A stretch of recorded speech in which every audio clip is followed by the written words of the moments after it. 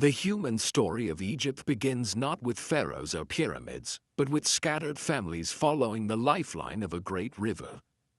Long before history learned to write, the Nile carved its way through a land of desert and stone, offering a narrow strip of green where life could take root. People came in small groups, drawn by the promise of water, fertile soil, and shelter. They gathered reeds, fished from the river, hunted gazelle on the floodplains, and shaped their first tools from stone. They did not know it then, but these early settlers were laying the foundation for one of the world's greatest civilizations. Thousands of years before the first dynasty, Egypt was a world of simple huts made from mud and grass, of small fires burning in the night, and of communities moving with the rhythm of the annual flood. When the Nile rose, it spread rich black silt across the land, turning the valley into a natural farm. The people learned to plant wheat and barley, to harvest flax for cloth, and to store grain in clay pots.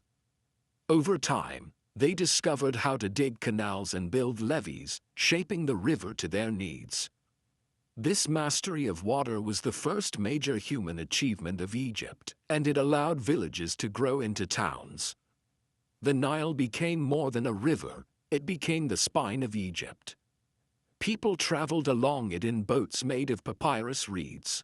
They traded fish, pottery, and woven baskets from one village to another. They developed early religious beliefs centered around the life-giving flood, the sun that warmed their crops, and the earth that provided shelter.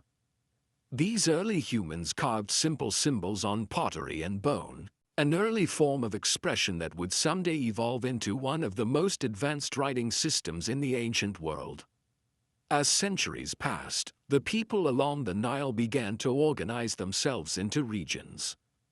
The land naturally divided into two parts: Lower Egypt in the north, where the river spread into a wide delta before meeting the sea, and Upper Egypt in the south, where cliffs and valleys guided the river through narrow corridors.